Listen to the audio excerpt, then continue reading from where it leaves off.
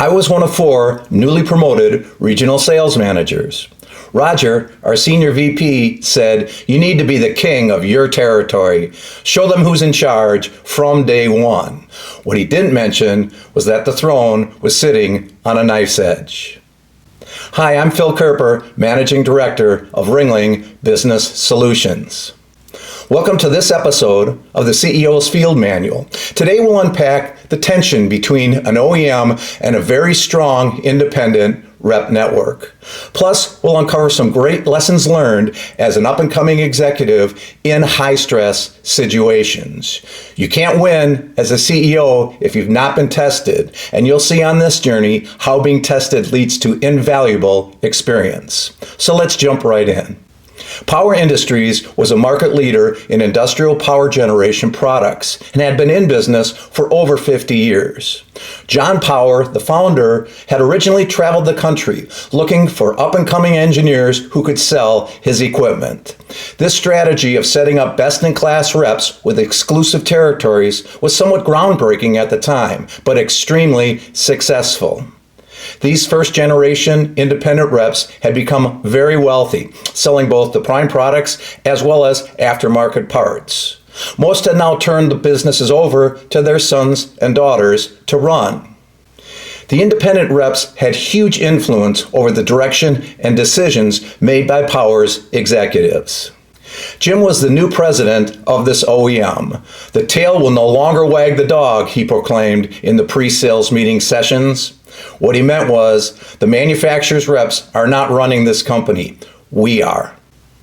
Our national sales meetings were usually a great celebration. This year was more like a scolding. In the closing speech of a high-stress 3 days, Jim said, "I've often been told by our reps, don't forget who brought you to the dance. My response is, fine, but don't forget who's leading." The ending speech of a sales meeting is usually met with applause and cheers. This time, not so much.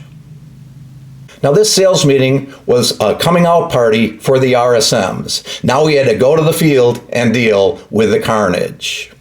Jack, a rep in the Midwest, told Jim when he was first named president, "Jim, power industry presidents come and go, but I'll be here long after you're gone." The message was clear: be careful crossing us. And this attitude was not sitting well with Jim at all. He had been critical of past presidents who allowed high influence by the reps. This was his chance to stand up for what he saw as Power's best interest. A major power struggle, if you will, was unfolding. The company was implementing this sales restructure, including assigning us regional sales managers to territories. We would now be the primary contact for the rep. Now, I was tapped for one of these promotions. It made sense. I had a strong background in R&D and product management and had worked extensively with the reps over many years speccing and selling equipment. I also had a specific background in developing low-emission designs, and at that time, California was writing and implementing emission reduction standards that implemented our equipment. So it was a natural for someone with my background to have the California territory during this period. Roger's "you guys need to be the king in your territory" comment was still on my mind. I knew bad advice when I heard it, and this was bad to the extreme, especially after the reps felt disrespected at the sales meeting. The largest rep in my territory was Mason and Sons. Now, George Mason was the founder. He was direct and tough as nails. Intimidation was often the first tool he drew out of his toolbox. His 3 sons ran the day-to-day business, and they were all definitely their father's sons, all large in stature and direct in communication. I made Mason my 3rd stop on my first West Coast visit, allowing some warm-ups. I knew this one was going to be challenging, and they did not disappoint. So I arrived in the late afternoon, and we were scheduled to have dinner. It was me, Jack, the oldest son, John, the second son, and Tom, the third son. Now, I had known them for years and had very positive relationship and good outcomes when we collaborated. There was tangible, mutual respects in both ways. This time, though, it was immediately different. The entire dinner was the three of them tag teaming me with every bad experience and decision made by Power in our entire history. What are you going to do to stop parts from being pirated into our territory? Tom asks. You've been sleeping on this problem for years. Your quality is costing us huge dollars and customer, Jack chimed in. That blower recall was a complete disaster. And would it be remotely possible to get a ship date we can rely on? John added. And what's this nonsense of payment terms on parts? We pay our bills, Phil. Why are we being punished for others' conduct? It was brutal. I felt like a one-legged man in an ass-kicking contest. But I only pushed back hard when they got too far out in front of their skis. At one point, Jack looked at me and said, "How can we trust you, Phil? Are you here for us or for Power Industries?" A trap question, to be sure. I said, I'm here to make both of us successful, but when push comes to shove, I work for Power Industries. I later learned a few of the RSMs whiffed on this question, trying to gain favor with the rep by saying they would side with them on key topics. This backfired badly, because if you're not loyal to your employer, how can anyone else trust you? They never recovered from this misstep. After a full 3 hours at dinner, getting the hell beaten out of me, John says, "Phil, you guys have your challenges, but you're still the best product out there to rep, and we love the line." Walking into my hotel, I thought, some days survival is going to be the ceiling on this job. One more quick background point so the rest of the story makes sense. About a year earlier, our rep in a major southern territory got into financial trouble. They ran out of cash and we had to step in to bail them out. This event led to rewriting our rep agreements with a section that made it mandatory to provide annual financial statements. It was a requirement to have the line. Now, the small reps complied. The larger reps basically said, "Over our dead body." At the sales meeting, Art, Power's CFO, had one of the most contentious sessions of them all. He was delivering a negative message across the board. Your payment terms are being shortened. You need to pay on term or action will be taken. And we must review your annual financials every year. Worse yet, his delivery was all but disrespectful in tone. He was basically talking down to the reps like they did not know how to run a business. I was sitting on the side of the room and it was extremely contentious. Reps started asking cutting questions and Sean, a senior executive, had to bail hard out, ending the meeting. Of all the sessions, that was the one that really fired up the reps. Dialogue over drinks at the bar was toxic. I bought a round for Kevin's sales team. They were our New York rep. Kevin said, "What are you guys doing, Phil? To think I actually paid to travel to a sales meeting just to be told I don't know how to run my business? Total BS."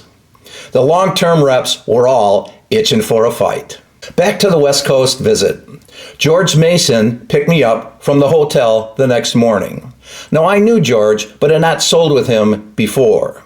He took me to several of their top specifying engineering customers all morning long. Now, George was welcoming and cordial. Interesting and smart, I thought. The old man is playing the good cop. Calling on consulting engineers was right in my wheelhouse. I cut my teeth on the tech side of the business. We had several productive calls and good windshield time in between. He then asked me directly, "What's with seeing our financials, Phil? We're 100% solvent and no other OEM would dream of invading our privacy like that." I gave him direct logic. "The fact that you are large adds to our risk if you do hit a hard patch, George," I said. "Further, we took a large hit in the South when our rep Eaton hit the wall on cash.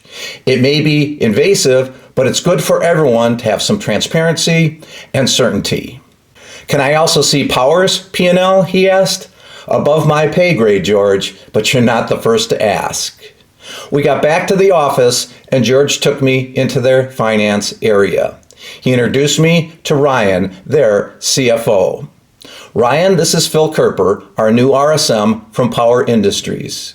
He wants to look over our financials, show him whatever he wants to see, and answer any questions he has.